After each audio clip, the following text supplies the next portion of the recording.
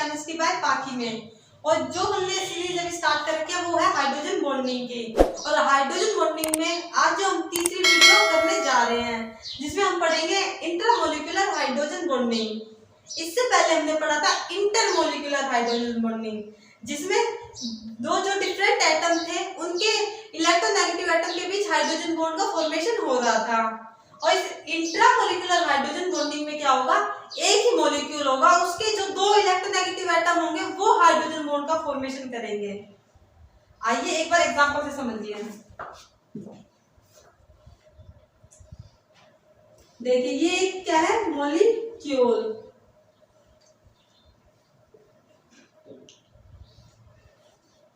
इसका नाम है ऑर्थो क्लोरो फिनोल। ये क्या करेगा, दो इसके ही दो इलेक्ट्रोनेगेटिव एटम है, एक ही मॉलिक्यूल के अंदर क्या है, दो इलेक्ट्रोनेगेटिव एटम है, और ये क्या कर लेंगे, हाइड्रोजन बॉन्ड का फॉर्मेशन कर लेंगे। एक अदर एग्जांपल लेते हैं।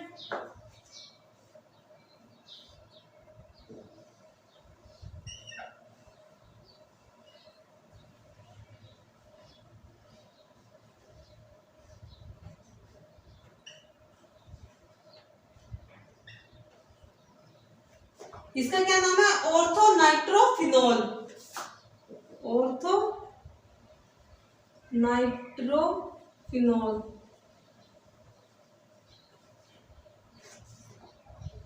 और इसमें भी क्या होगा, दो इलेक्ट्रोनेगेटिव एटम है, एक ही मॉलिक्यूल के अंदर क्या है, दो इलेक्ट्रोनेगेटिव एटम है जो क्या करेंगे, हाइड्रोजन बॉन्ड का फॉर्मेशन करेंगे।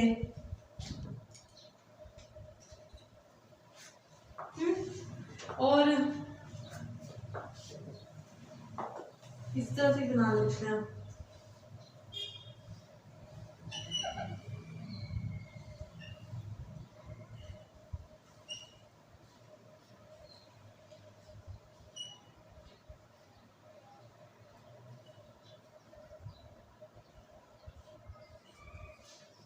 ये है ortho hydroxic benzoic acid. Ortho hydroxic benzoic acid, इसे सैलिसिलिक एसिड भी कहते हैं। ये क्या करेगा, ये भी हाइड्रोजन बॉन्ड का फॉर्मेशन करेगा। ये जो हम दो तीन एग्जांपल कर रहे हैं आप देखिए। बात करते हैं अब हम बॉइलिंग पॉइंट की या मेल्टिंग पॉइंट की। बॉइलिंग पॉइंट या फिर कर लो बात मेल्टिंग पॉइंट की। जैसे कि हमने पिछली वीडियो में बताया, बॉइलिंग पॉइंट किसका ज्यादा होगा, बॉइलिंग पॉइंट किसका ज्यादा होगा, जिसका मॉलिक्यूलर वेट जितना ज्यादा होगा। ठीक है, ये बताया था जिस बॉइलिंग पॉइंट उसका ज्यादा होगा जिसका मॉलिक्यूलर वेट ज्यादा होगा। अब आइए एक एग्जांपल लेते हैं।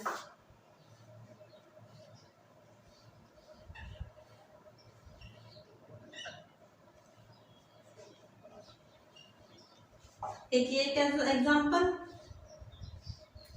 एक ये एग्जांपल, और एक अदर एक और एग्जांपल।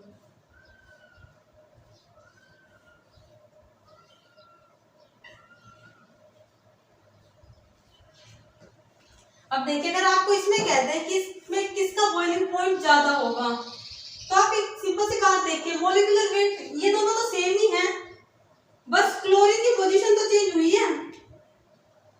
OH की रिस्पेक्ट में ये पोजीशन क्या कहलाती है, ऑर्थो, ये मेटा, ये पैरा। मैं इधर से चेक कर रही हूँ, OH की रिस्पेक्ट में ये कहलाएगी ऑर्थो, ये मेटा, और ये कहलाती है पैरा। जो ऑर्थो पे होगा एटम वो कहलाता है ऑर्थो क्लोरोफिनोल। ये क्या मेटा पोजीशन पे है तो मेटा क्लोरोफिनोल, ये पैरा क्लोरोफिनोल। अब देखिए मॉलिक्यूलर वेट तो सेम है, इसमें इससे तो डिसाइड नहीं किया जा सकता किसका बॉइलिंग पॉइंट ज्यादा होगा।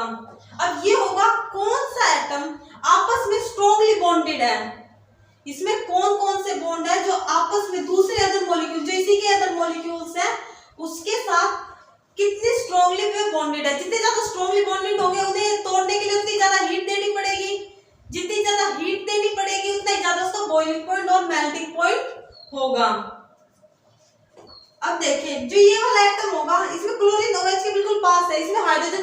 होगी, जैसे कि हमने एग्जांपल में भी दिखाया है।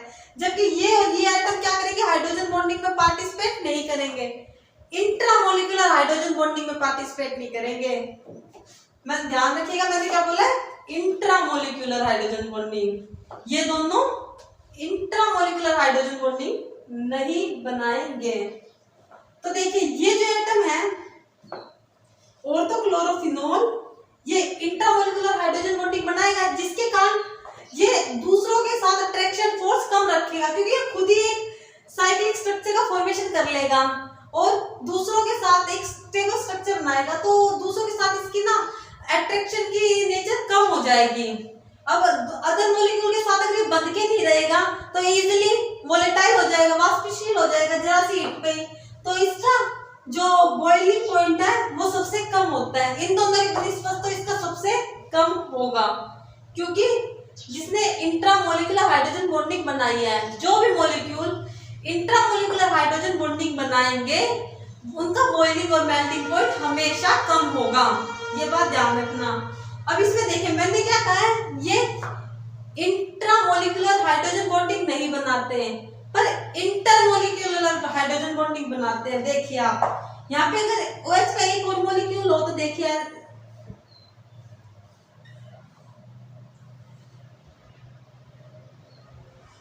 ये O, ये H, ये क्या है Cl, ये इसी के मॉलिक्यूल है, सेम ये मॉलिक्यूल पैराक्लोरोफिनॉल, ये भी पैराक्लोरोफिनॉल, ये क्या करेंगे आपस में बॉन्ड फॉर्मेशन कर लेंगे।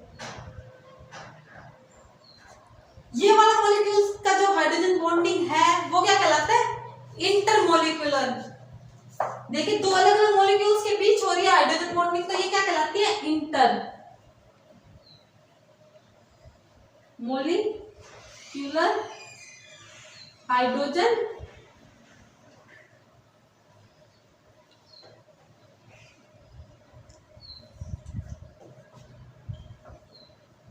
इसलिए इस आधार पर इंटरमोलिकुलर जो जिसमें हाइड्रोजन बॉन्डिंग होते हैं, जिसमें इंटरमोलिकुलर हाइड्रोजन बॉन्डिंग होगी उसका बॉइलिंग पॉइंट हाई होगा, ये मैंने पहले भी बताया था, क्योंकि उसमें हाइड्रोजन बॉन्ड को तोड़ने के लिए भी, क्योंकि ये आपस में एक दूसरे से जुड़े हैं, ना कि सिर्फ खुद के मॉलिक्यूल से इन्होंने स्ट्रक्चर बनाई हो कोई। तो सबसे ज्यादा होगा इसका, उससे कम इसका, सबसे कम होता है इंटरमोलिकुलर हाइड्रोजन बॉन्डिंग का। बॉइलिंग पॉइंट में बात हो गई है, अब बात कर लेते हैं इसकी एसिडिक स्ट्रेंथ के ऊपर बात। देखिए पिछली वीडियो में भी हमने बताया था, एसिड का पूरी तरह से हमने डिटेल समझाई थी कि जिसके Ka की वैल्यू ज्यादा होगी वो उतना ही इजीली H+ आयन देगा, जिसके Ka की वैल्यू ज्यादा होगी वो H+ आयन इजीली देगा और एसिडिक नेचर शो करेगा। एक बार और समझा देते हैं, देखिए एग्जांपल के तौर पे K है क्या, dissociation constant of acid. Ka क्या है, डिसोसिएशन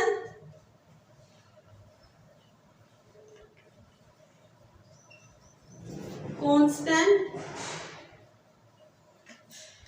ऑफ एसिड। इसको निकालते कैसे हैं, मान लीजिए एक रिएक्शन हुई है HF, कोई रिएक्शन है जिसमें क्या बना है H+ व F-। इसके Ka को लिखने के लिए ऊपर आएगा प्रोडक्ट, नीचे क्या आएगा रिएक्टेंट।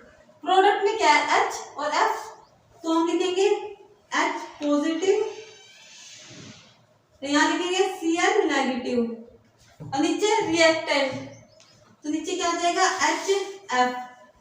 अब इसमें देखें जो जितना इजीली H+ देगा, K किसके प्रोपोर्शनल है, Ka प्रोपोर्शनल है H+ के, यानी कि जो जितना इजीली H+ डोनेट कर देगा वो उतना ही अच्छा एसिड होगा। क्या होगा, वो एसिडिक होगा, क्योंकि जो इजीली H+ डोनेट कर देगा वो एसिडिक होगा।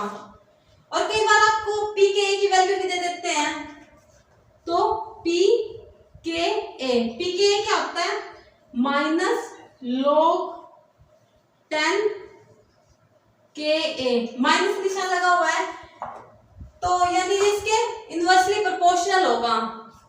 तो पी के क्या होता है,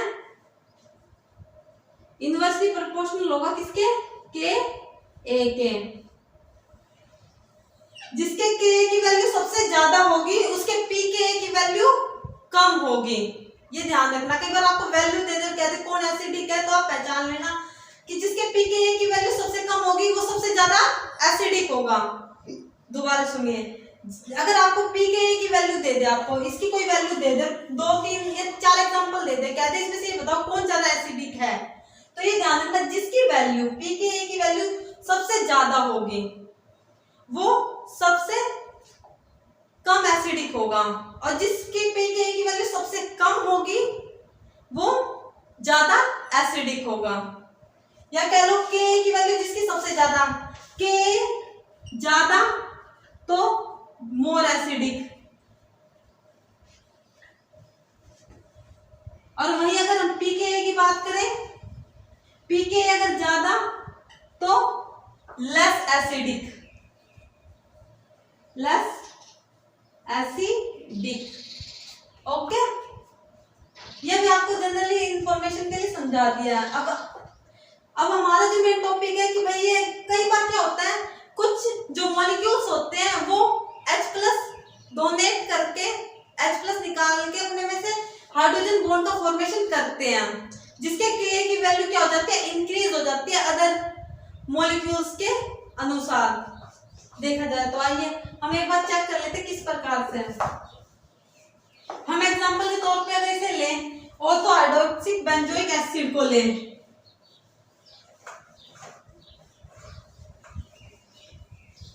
कुछ एग्जांपल्स ले लेते हैं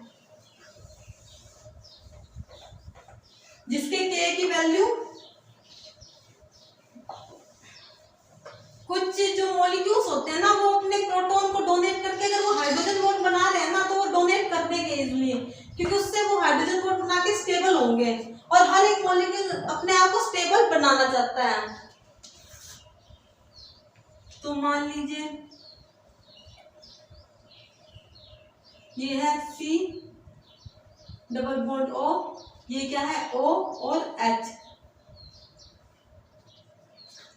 ये क्या है ऑर्थो हाइड्रोक्सिक बेंजोइक एसिड। क्या है ये, ऑर्थो हाइड्रोक्सिक बेंजोइक एसिड। ये क्या करेगा, अपना अगर H+ डोनेट करते हैं, क्या करें, H+ डोनेट करते हैं, H+ अगर निकल गया इसमें से, माइनस हो गया, तो बनेगा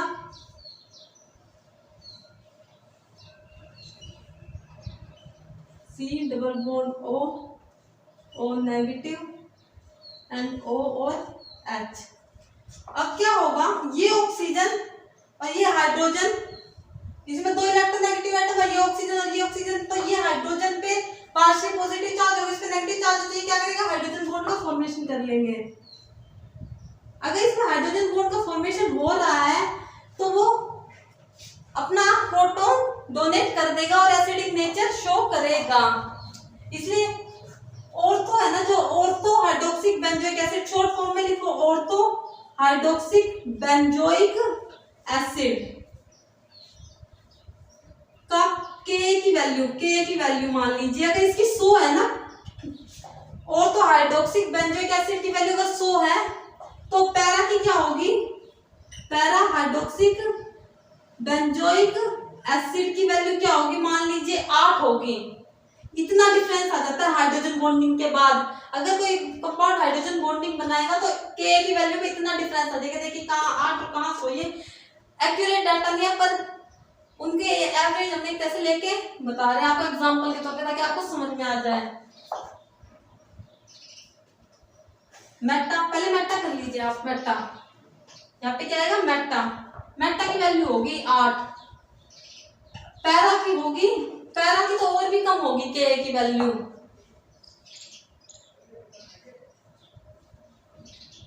उसकी वैल्यू होगी कम से कम 2।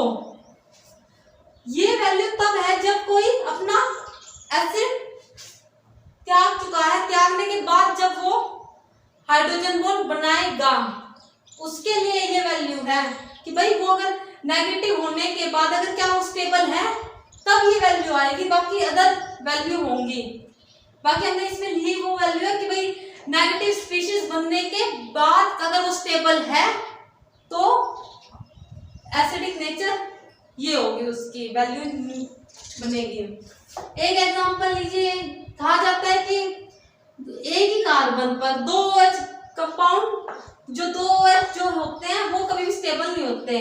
मान लीजिए एक ही कार्बन है, इस पे क्या है, एक ऑक्सीजन एक हाइड्रोजन, एक ऑक्सीजन एक हाइड्रोजन, ये कार्बन, यहाँ पे क्या है क्लोरीन, क्लोरीन और ये क्लोरीन, ये कंपाउंड है क्लोरल हाइड्रेट। कॉलेज में जो एग्जाम होता है मेनली उसमें ये क्वेश्चन आ सकता है कि क्लोरल हाइड्रेट की स्ट्रक्चर बताओ, क्योंकि कंपटीशन में तो मेनली ये पूछा नहीं जाता, पर हाँ कॉलेज के पॉइंट ऑफ व्यू से ये इंपॉर्टेंट हो जाता है एग्जांपल। इसका नाम है क्लोरल हाइड्रेट। इस पे एक ही कार्बन पे दो OH ग्रुप है फिर भी स्टेबल है, उसका रीजन क्या है, हाइड्रोजन बॉन्डिंग। इस क्लोरीन के साथ ही हाइड्रोजन क्या कर लेगा, हाइड्रोजन बॉन्ड का फॉर्मेशन, इधर ये क्लोरीन भी इससे हाइड्रोजन बॉन्ड का फॉर्मेशन कर लेगा। अब हम कुछ करते हैं, हम पढ़ चुके हैं इंटर और इंट्रामोलिकुलर हाइड्रोजन बॉन्डिंग। अब हम देखते हैं हाइड्रोजन बॉन्डिंग के ऊपर कि हाइड्रोजन बॉन्डिंग से क्या क्या फायदे होते हैं। ठीक है, इंटर और इंट्रा मिला के अब एग्जांपल करेंगे हम उनके, किससे हमें क्या क्या फायदे होंगे। जो इंटरमोलिकुलर हाइड्रोजन बॉन्ड हो या फिर इंट्रा हो, अब हम हाइड्रोजन बॉन्डिंग ही लेंगे एग्जांपल, चाहे किसी का भी ले, चाहे इंटर का ले या इंट्रा का ले, उसके यूज बताएंगे। देखिए हम जानते हैं हाइड्रोजन बॉन्डिंग कोवलेंट बॉन्ड वाले एटम्स के बीच होगी। कोवलेंट जो बॉन्ड रखते हैं उनके बीच क्या होती है, हाइड्रोजन बॉन्डिंग। कोवलेंट बॉन्ड कौन से कंपाउंड बनाते हैं, कोवलेंट जो दो नॉन मेटल्स आपस में जुड़कर जो बॉन्ड बनाते हैं वो होता है कोवलेंट बॉन्ड। जब दो नॉन मेटल, याद रखना कोवलेंट आयनिक बॉन्ड किससे बनता है, आयनिक बॉन्ड बनता है मेटल और नॉन मेटल से। किससे, मेटल प्लस नॉन मेटल से।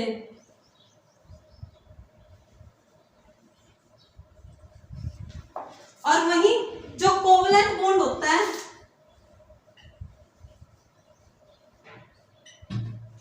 कोवलेंट बॉन्ड होगा वो किससे मिलके बना होगा, दो नॉन मेटल मिलके कोवलेंट बॉन्ड का फॉर्मेशन करती है। नॉन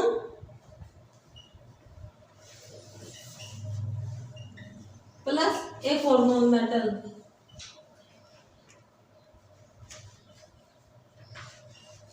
ठीक है। जब दो नॉन मेटल आपस में मिलती है वो कोवलेंट बॉन्ड का फॉर्मेशन करती है। अपने जो S ब्लॉक है उसमें सारे क्या है, मेटल। D ब्लॉक है उसमें भी क्या है, मेटल। P ब्लॉक में आपको नॉन मेटल मिलेगी, मेटल भी मिलेगी, मेटलॉइड भी मिलेंगे और नॉन मेटल भी मिलेगी। अब देखिए जो कोवलेंट बॉन्ड होते हैं ना वे दो प्रकार के होते हैं, एक होता है पोलर और एक क्या होता है, नॉन पोलर। जब दो नॉन मेटल सेम हो, क्या हो, जब दो नॉन मेटल सेम हो या फिर उनकी इलेक्ट्रोनेगेटिविटी क्या हो, सेम हो। जैसे कि एग्जांपल के तौर पे ले लीजिए क्लोरीन और क्लोरीन, ये दोनों कोवलेंट बॉन्ड में क्या होता है, इलेक्ट्रॉन पेयर की शेयरिंग होती है, दोनों के ये अधिकार होते हैं, दोनों के बीच जो इलेक्ट्रॉन होंगे उस बॉन्ड के बीच, तो इसमें कोई भी ज्यादा पावरफुल नहीं है, दोनों ही सेम पावर रखते हैं इलेक्ट्रोनेगेटिविटी की। एग्जांपल ले लो Br2 I2। बट वहीं अगर हम पोलर की बात करें उसमें क्या होता है, इलेक्ट्रोनेगेटिविटी का डिफरेंस होता है। जैसे एग्जांपल के तौर पर HF, HCl, NH3, H2O, और जितने भी पोलर के एग्जांपल हैं, ये जो पोलर के जितने भी एग्जांपल है ना आपके, वो क्या करते हैं, उसमें से जो फ्लोरीन, ऑक्सीजन और नाइट्रोजन रखते हैं। क्या रखते हैं? फ्लोरीन, ऑक्सीजन और नाइट्रोजन रखते हैं। वो सब क्या बनाते हैं? Hydrogen bonding.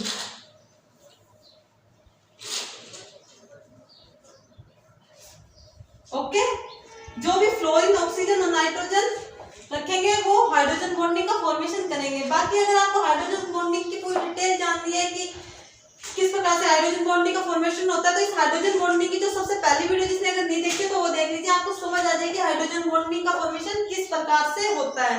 इसमें अब हम मेन बताएंगे आपको कोवलेंट जो बॉन्ड होते हैं ना, आयनिक बॉन्ड ना सबसे ज्यादा सॉल्युबल होते हैं वाटर में।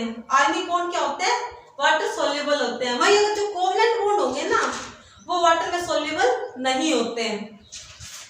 बट अगर उसमें हाइड्रोजन बॉन्डिंग है, हाइड्रोजन बॉन्डिंग किसमें मिलती है? कोवलेंट बॉन्ड में।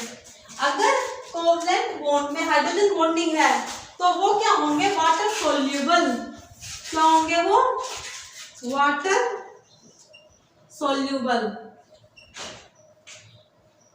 ओके, जितने भी कोवलेंट बॉन्ड रखते हैं उनमें मेनली वाटर में सॉल्युबल नहीं होते। अगर होंगे तो बहुत कम मात्रा में होंगे।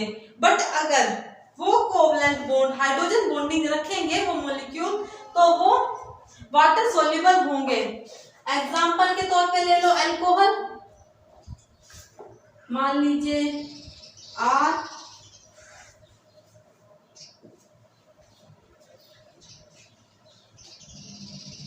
O H। एक बार अल्कोहल नहीं, आप पहले वाटर का लिखिए। देखिए कार्बन है, ये क्या है? कार्बन H2O का H। 2 मिनट, एक बार ये ऊपर का मिटा देती हूँ, ऊपर बनाती हूँ इसके एग्जांपल्स।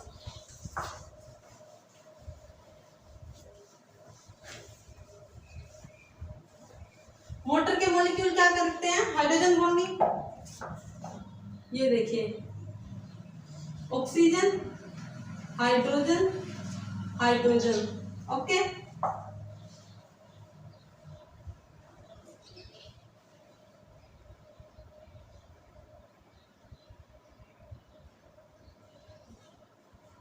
ये क्या है? अल्कोहल। अल्कोहल ये क्या? वाटर का मॉलिक्यूल है। ये क्या है? Water molecule. और ये क्या है? अल्कोहल। तो ये क्या करेंगे? हाइड्रोजन बॉन्डिंग करेंगे तो बनाएंगे ये ऑक्सीजन,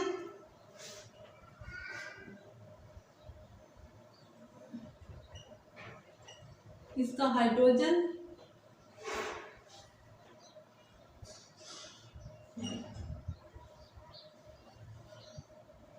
और वही H और H। ये क्या कर रहे हैं? हाइड्रोजन बॉन्डिंग बना रहे हैं। ये वाटर का मॉलिक्यूल और ये अल्कोहल। अल्कोहल क्या है? इसमें पाया जाता है कोवलेंट बॉन्ड, और ये वाटर में सॉल्युबल है कोवलेंट बॉन्ड होने के बावजूद, क्योंकि ये हाइड्रोजन बॉन्ड का फॉर्मेशन करते हैं। इसी प्रकार से देख लीजिए ग्लूकोज, सुक्रोज जो होते हैं उनमें भी OH ग्रुप प्रेजेंट होता है। OH ग्रुप प्रेजेंट होने के कारण, जबकि वे कोवलेंट बॉन्ड रखते हैं, बट ग्लूकोज हो गए, वे शुगर्स हो गई, वे सब हाइड्रोजन बॉन्डिंग बनाते हैं, इसलिए वो वाटर सॉल्युबल है। जो क्या है? ग्लूकोज हो गई, शुगर हो गई। शुगर में क्या होता है? कोवलेंट बॉन्ड होता है। कोवलेंट बॉन्ड के बावजूद भी हाँ वो क्या होता है? वाटर सॉल्युबल होते हैं। जबकि जो भी कोवलेंट बनाते हैं वो वाटर सॉल्युबल नहीं होते, पर ये वाटर सॉल्युबल है। वाटर सॉल्युबल है। क्यों है वाटर सॉल्युबल? क्योंकि ये क्या बना रहा है? Hydrogen bond. क्या बना रहे हैं? ये हाइड्रोजन बॉन्ड। इसी प्रकार से कुछ एग्जांपल और देख लीजिए, जैसे डाइमेथिल ईथर। डाइमेथिल ईथर का एग्जांपल देखिए। अब आप यहाँ पे ऑक्सीजन, यहाँ पे क्या है? CH3 यहाँ पे क्या है OH वाटर का मॉलिक्यूल, यहाँ पे भी क्या है OHH। ये भी क्या करेगा, ये भी वाटर सॉल्युबल है, डाई एल्किल ईथर, इसका नाम क्या है डाई एल्किल ईथर। ये भी क्या होता है वाटर में सॉल्युबल होता है क्योंकि ये हाइड्रोजन बॉन्ड का फॉर्मेशन कर लेता है वाटर के साथ।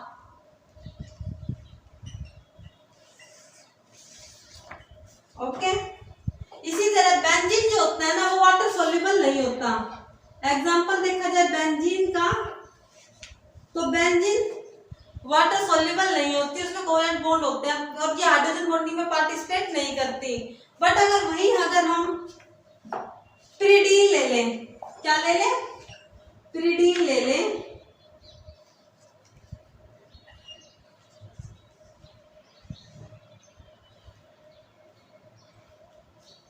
तो वो क्या करेगी, हाइड्रोजन बॉन्ड का फॉर्मेशन करेगी।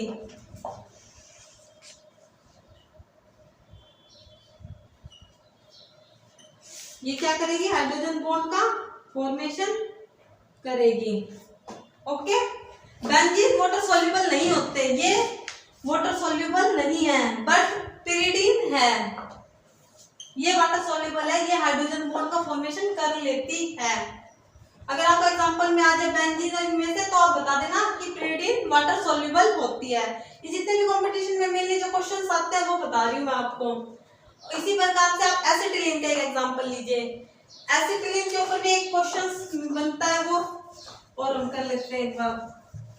एसिटिलीन है ना, जो पिछली बार फर्स्ट वीडियो में ना कुछ टेक्निकल इशू के कारण एसिटिलीन का पॉइंट बता नहीं पाए थे, तब मैंने सोचा जब लास्ट की वीडियो होगी जिसमें क्वेश्चन आंसर कराऊंगी उसमें बता दूंगी।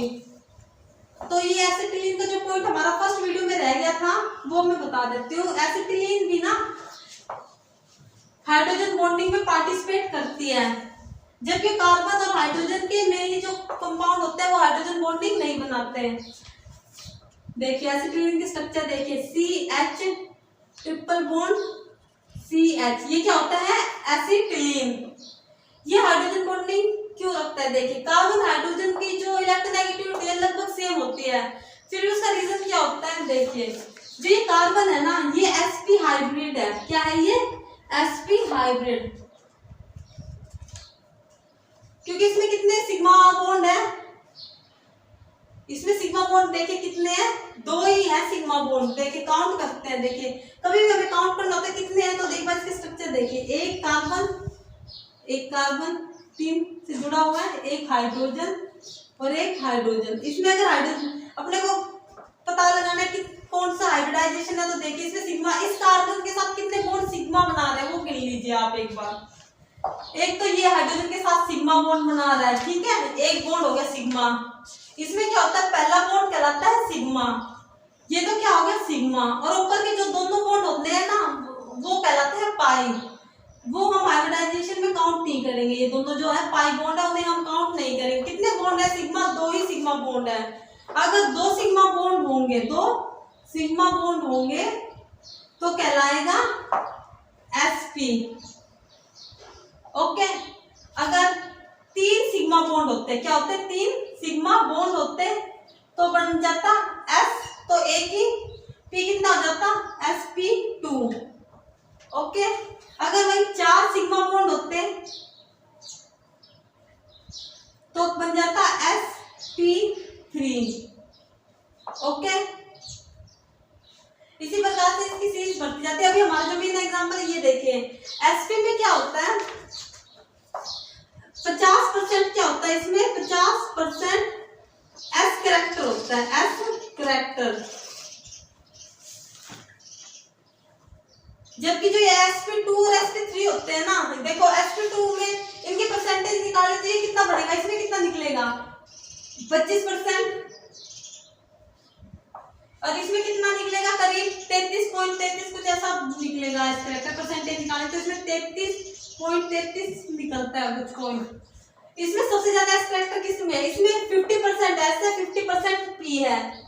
जिसमें एस कैरेक्टर ज्यादा होता है ना वो न्यूक्लियस के सबसे ज्यादा नजदीक होगा, और जो न्यूक्लियस के सबसे ज्यादा नजदीक होगा उसकी इलेक्ट्रोनेगेटिविटी उतनी ही ज्यादा होगी।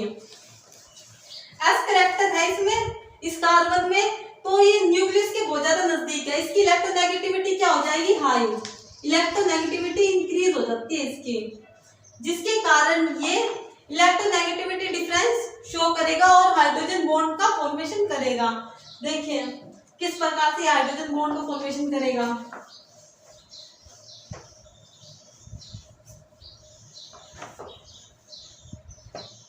जो ये एसिटिलीन होता है ना,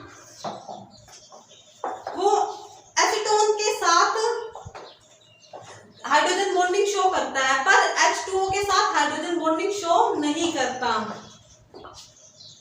H2O के साथ, ये एसिटिलीन है, वो H2O के साथ वाटर सोल्यूबल नहीं है ये एसिटिलीन, क्योंकि H2O के जो H2O आपस में जो बॉन्ड बने हुए हैं ना H2O के, वो इतने स्ट्रॉन्ग होते हैं कि वो टूटना नहीं चाहते, क्योंकि वो जो H2O और H2O के बीच का जो बॉन्ड होता है ना, वो इजीली ब्रेक नहीं होता इसके प्रेजेंस में। अगर ये ब्रेक नहीं होगा, उसकी टेंडेंसी ये रहती है कि हाइड्रोजन और हाइड्रोजन H2 और H2 के मॉलिक्यूल के बीच ही बॉन्डिंग हो, उनकी नेचर ये नहीं रहती कि एसिटिलीन के साथ बॉन्ड बनना है। तो इसके साथ क्या कौन बॉन्ड बनाता है, एसीटोन। ये एसीटोन के साथ इसकी रिएक्शन होती है। तो अगर आपसे पूछ ले एसिटिलीन किसके साथ बॉन्ड फॉर्मेशन करता है, हाइड्रोजन, तो उसका एग्जांपल आएगा एसीटोन के साथ।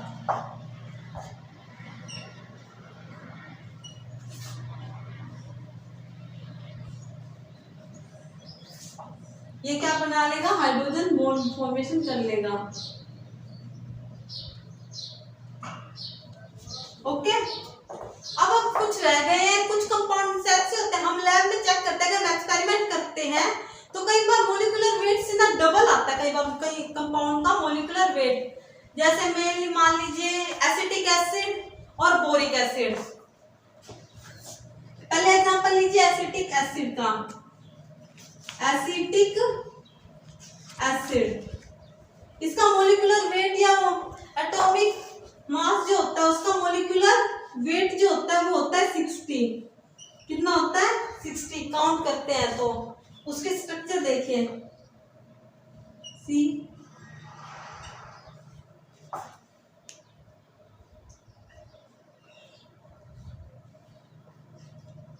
ये क्या होता है, एसिटिक एसिड। तो जो ये एसिटिक एसिड होता है, इसका मॉलिक्यूलर वेट क्या होता है, 60। पर अगर हम लैब में चेक करते हैं, लैब में अगर हम चेक करें तो ये मिलता है हमें 120। अगर हम इसकी कार्बन हाइड्रोजन सबका निकालेंगे ना इस टाइम, तो आएगा 60। और लैब में जब हम मशीनों की हेल्प से अगर उसे कैलकुलेट करते हैं तो आता है डबल। उसका रीजन क्या है, देखिए ये जो एसिटिक एसिड है ना, ये क्या करता है, हाइड्रोजन बॉन्ड का फॉर्मेशन करता है। देखिए किस प्रकार से, ये CH3 C double bond O,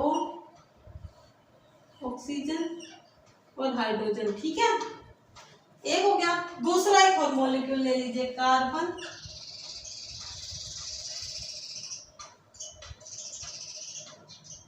hydrogen bond O और CH3। ये क्या कर लेंगे, आपस में हाइड्रोजन बॉन्ड का फॉर्मेशन कर लेते हैं। ये क्या बना लेते हैं, डाइमर। क्या बना लेते हैं, डाइमर का फॉर्मेशन, डाइमर। ये डाइमर के फॉर्मेशन के कारण ही हमें जो मॉलिक्यूलर वेट होता है वो डबल प्राप्त होता है। इसी प्रकार से देख लीजिए बोरिक एसिड। बोरिक एसिड भी क्या मिलता है, BOH3। ये भी हमें क्या मिलता है, डाइमर के फॉर्म में ही मिलता है, क्योंकि जो बोरोन होता है ना, वो अपना ऑक्टेट कंप्लीट करना चाहता है, जिसके चक्कर में वो डाइमर का फॉर्मेशन करेगा। तो बोरिक एसिड की स्ट्रक्चर बनाते हैं, OH NOH। ओके, अब दूसरा borane, oxygen hydrogen, oxygen hydrogen और OH। एक दो बार आप इसकी स्ट्रक्चर बना के देख लीजिएगा, याद हो जाएगी। देखिए इसमें क्या होगा, ये हाइड्रोजन बॉन्ड का फॉर्मेशन करेगा, बोरिक एसिड भी हाइड्रोजन बॉन्ड का फॉर्मेशन करता है। ये क्या है, बोरिक एसिड।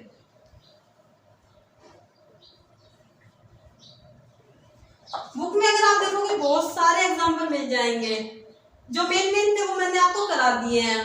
इसके बाद जो हमारी नेक्स्ट वीडियो रहेगी उसको रहेगी हमारे एग्जाम्पल्स को लेकर जो कंपटीशन में मेनली आते हैं, हम वो क्वेश्चंस करेंगे।